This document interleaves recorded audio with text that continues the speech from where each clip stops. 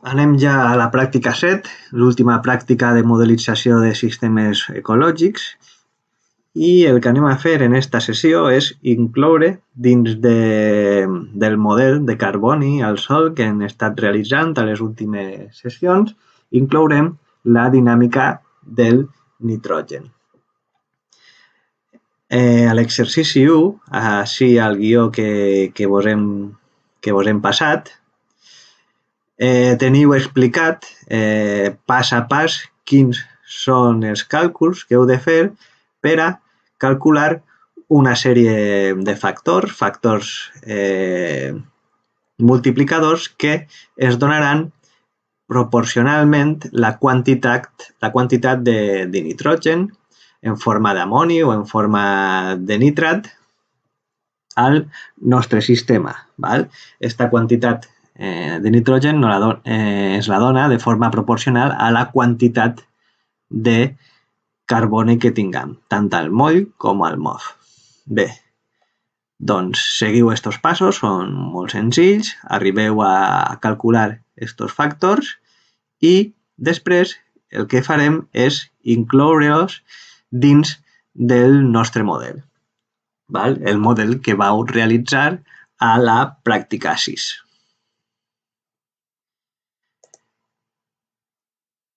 Jo així tinc el model que vaig posar d'exemple a la pràctica 6, en la qual teníem la respiració a la matèria orgànica gruixuda, matèria orgànica fina, van calibrar el model, van incloure una taxa de transformació i les entrades per desfronde, d'acord?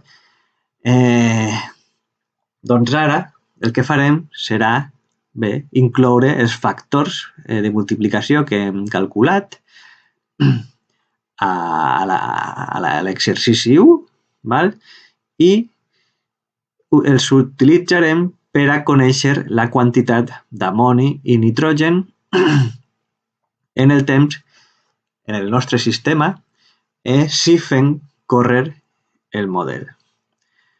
Com fem això? Doncs és molt fàcil. Afegim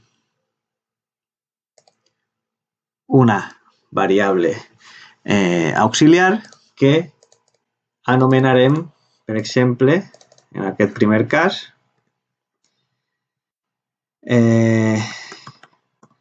amoni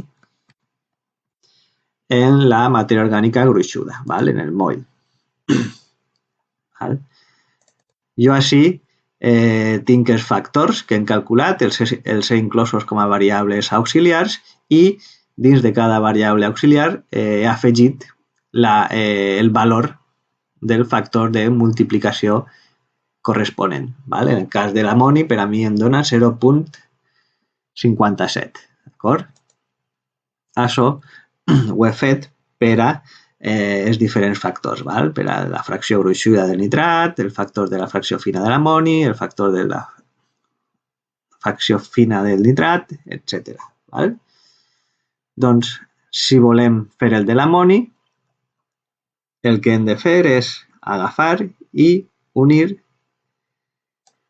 el factor de multiplicació de l'amoni a aquesta variable auxiliar que hem creat, que ens donarà la quantitat d'amoni en el moll. Següent pas.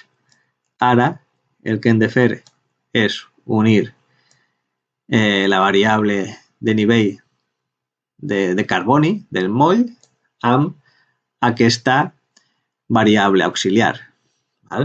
Com hem calculat la proporció en funció de la quantitat, la proporció d'amoni en funció de la quantitat de carboni que tenim al moll, simplement per a conèixer aquesta quantitat d'amoni, el que hem de fer és, dins d'aquesta variable auxiliar, multiplicar el carboni en el moll per el factor multiplicador de la fracció gruixuda en l'amoni.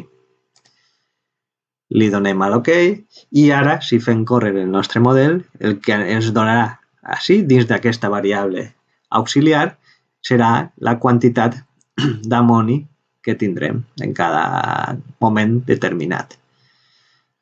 Doncs ara el que heu de fer és el mateix per a els diferents factors. Val? Calcular, incloure com podríem obtindre el nitrat en la fracció gruixuda i l'amoni i el nitrat a la fracció fina, per els mateixos passos.